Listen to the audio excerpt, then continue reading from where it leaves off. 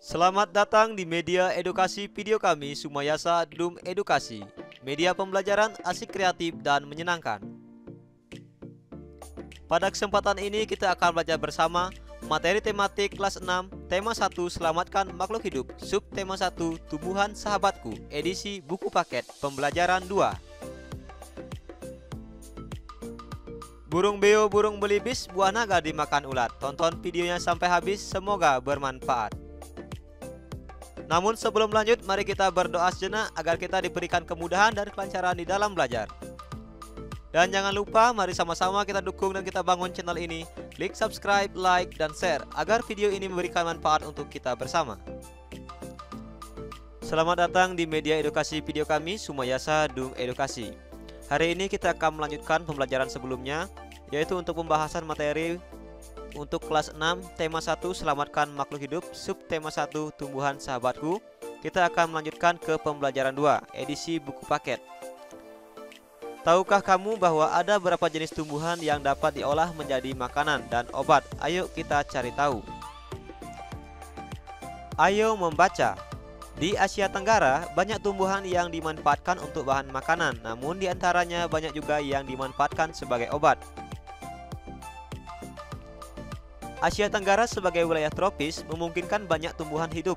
Oleh karena itu, masyarakatnya banyak bercocok tanam untuk memanfaatkan kesuburan tanahnya.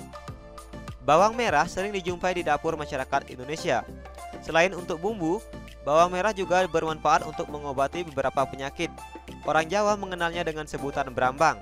Bawang merah hidup di daerah Asia Tenggara. Masyarakat Indonesia, Malaysia, Thailand, dan Filipina adalah pengguna bawang merah terbesar. Pemakai bawang merah terbanyak adalah Indonesia. Di tahun 2004, jumlah bawang merah yang digunakan mencapai 160.800.000 ton per tahun. Oke, kita lanjut lagi. Nah, di sini ada apabila bilangan 160.800.000 ditulis pada tabel nilai tempat, di manakah angka 1 dan 6 ditempatkan. Nah, ini setelah ditulis tabelnya kurang lebih seperti ini. Jadi angka 1 dan 6, di mana angka 1 ini berada pada ratusan juta dan angka 6 berada pada puluhan juta. Jadi ini berhubungan dengan nilai tempat. Selain bawang merah, nanas banyak tumbuh di Asia Tenggara. Saat ini nanas banyak diproduksi dalam bentuk kalengan maupun dalam kemasan lain. Nanas adalah buah yang memiliki manfaat bagi kesehatan. Selain buahnya enak dimakan, nanas diyakini mengandung vitamin, protein, dan mineral yang sangat penting bagi tubuh. Di Asia Tenggara, nanas banyak ditanam di Filipina, Thailand, dan Indonesia, berpenduduk sekitar 555 juta. Asia Tenggara menjadi penghasil nanas tertinggi di dunia. Kemudian catatlah bilangan-bilangan yang ada dalam informasi di atas. Nah, jadi bilangan-bilangan ini silakan dicatat, kemudian dipilih 3 bilangan. Oke, nanti silakan dikerjakan sendiri. Ini berhubungan dengan nilai tempat. Kemudian penggunaan tanda pisah angka. Nah, ini untuk contohnya. Misalnya begini. 1.432.321. Nah, ini cara membacanya.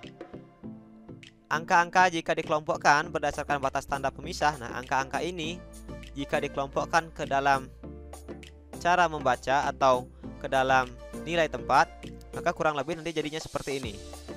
Nah, ini yang sebelah sini ini ada jutaan, ribuan, dasar.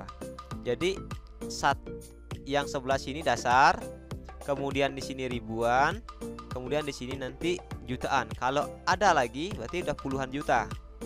Ini titiknya ini yang menjadi penentu. Ini kalau ditulis untuk dasarnya ada ratusan, puluhan, satuan.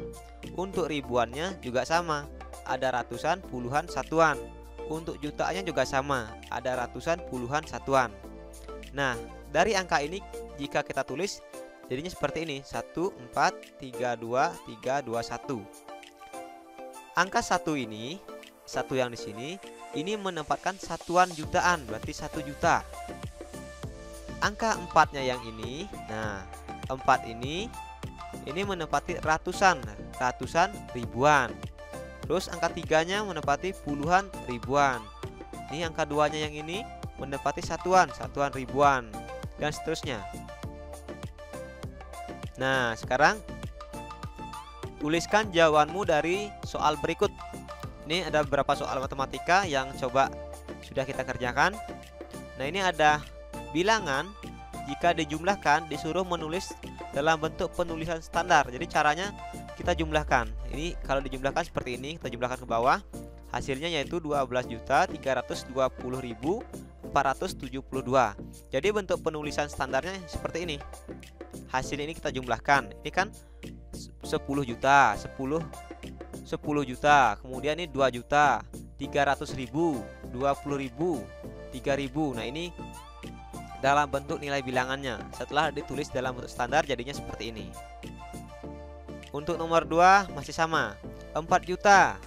Kita tulis lambangnya 4 juta, nolnya ada 6, 256.000 ditulis 256.000 dan 78 ditulis. Kemudian kita jumlahkan, jadi bentuk penulisan standarnya adalah 4.256.078. Jadi yang perlu diperhatikan dalam nilai tempat ini yaitu angka satuan, puluhan, ribuan, ratus ribuan, dan seterusnya. Ini yang perlu diperhatikan. Nah, ini untuk nomor 3. Buatlah 5 bilangan yang terdiri dari 7 sampai 8 angka. Nah, misalnya begini. Kemudian bilanganmu harus memiliki angka 0 sampai 9. Nah, ini misalnya contoh bilangan yang sudah dibuat, yaitu ada 5.562.000, kemudian ditambah 2.000, ditambah 70, ditambah 9. Nah, kalau dibentuk penulisan standarnya itu menjadi, kita jumlahkan dulu semuanya, maka penulisan standarnya 5.564.079.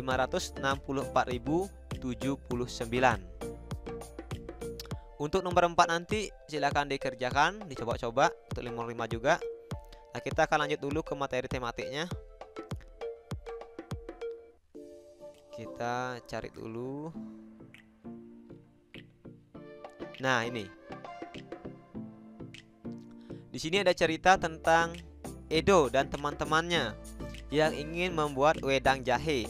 Tetapi ketika teman-teman Edo ini sampai di rumah Edo, ternyata si Edo sakit. Namun teman-temannya tetap membuatkan si Edo wedang jahe. Nah, ini dia. Kita coba baca dulu.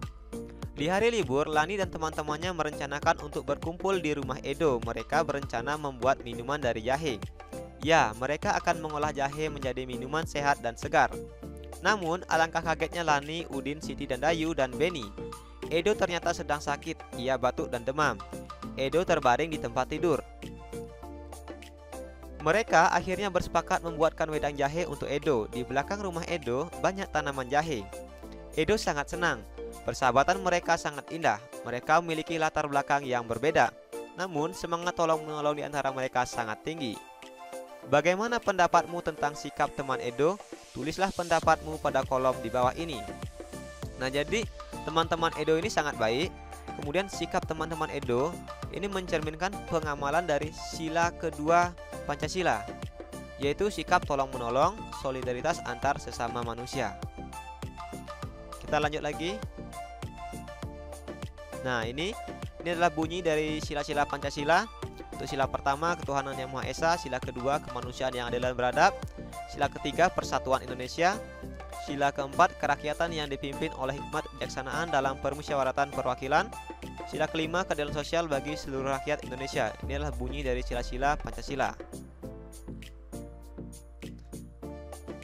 Selanjutnya, bersama kelompokmu diskusikanlah nilai-nilai yang terkandung dalam sila-sila Pancasila berikut. Yang pertama, kita disuruh mendiskusikan nilai-nilai yang terkandung pada sila ketuhanan yang Maha Esa.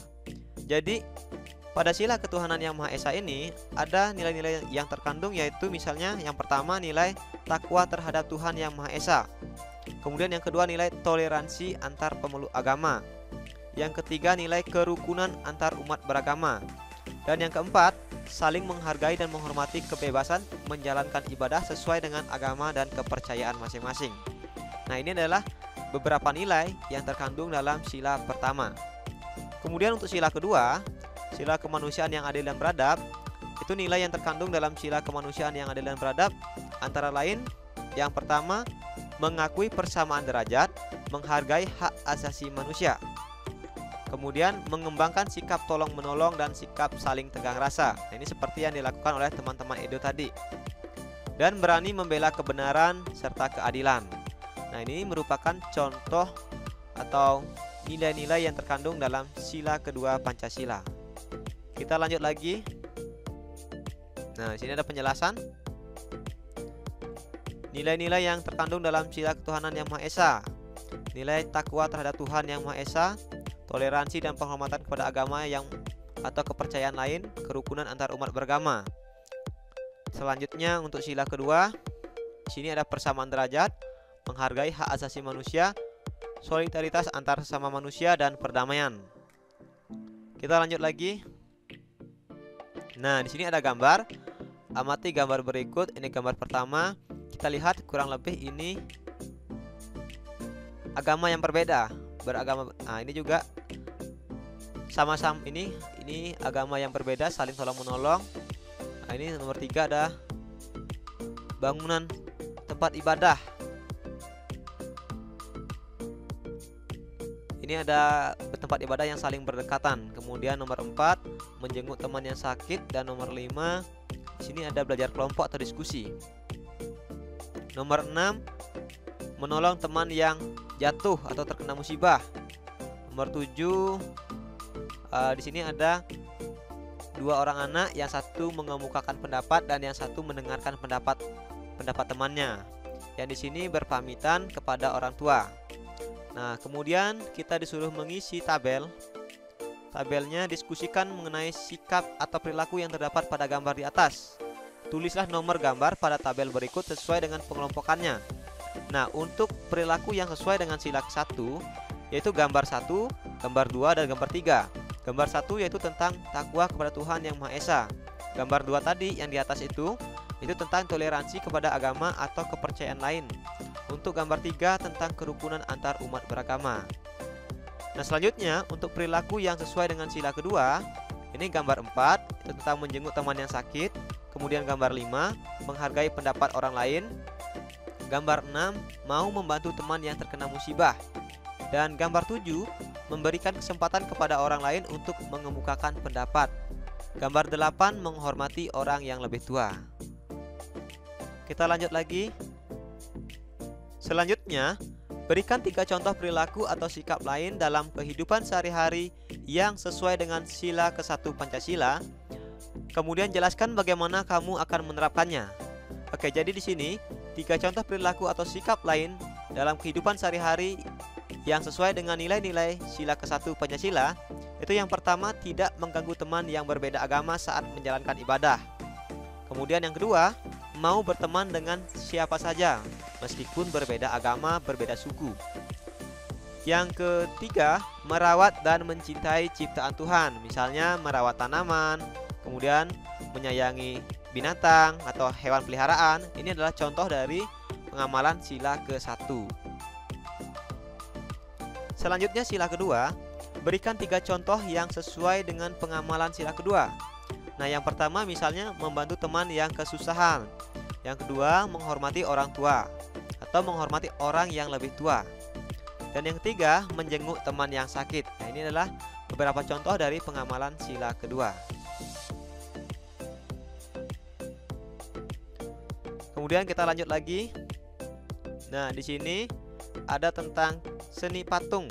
Patung Nusantara terbuat dari tanah liat. Patung-patung tersebut sangat diminati baik oleh wisatawan lokal maupun mancanegara. Ayo kita praktikkan membuat patung Nusantara dari tanah liat. Amati aneka kerajinan patung tanah liat dari daerah Kasongan berikut. Oke. Kita lihat ini adalah patung-patung kerajinan Nusantara dari daerah Kasongan. Nah, pertanyaan pertama, bagaimana pendapatmu ketika melihat patung tersebut? Jelaskan. Nah, untuk patung tersebut, ini merupakan hasil karya seni rupa dari gerabah yang unik dan memiliki nilai budaya, dan bila dijual, patung tersebut memiliki nilai ekonomis yang tinggi. Selanjutnya nomor 2, apa saja keterampilan yang diperlukan untuk membuat patung tersebut? Nah, dalam membuat patung, ada beberapa keterampilan yang harus kita perhatikan. Yang pertama, yaitu pemilihan bahan baku yang akan digunakan. Kemudian yang kedua, ide atau kreativitas patung yang akan dibuat. Dan yang ketiga, kemampuan dalam mengkombinasikan warna agar patung terlihat menarik. Pertanyaan selanjutnya, menurutmu bagaimana cara membuat patung tersebut? Nah, ada beberapa teknik dalam pembuatan patung. Tetapi untuk patung-patung yang di atas, ini dapat dibuat dengan menggunakan teknik cetak atau teknik ukir. Kita lanjut lagi. Di sini ada proses pembuatan patung Nusantara dari tanah liat, silahkan dibaca di buku paketnya. Nah, ini pembuatan patung tanah liat dapat dilakukan dengan teknik cetak, tekan maupun ukir.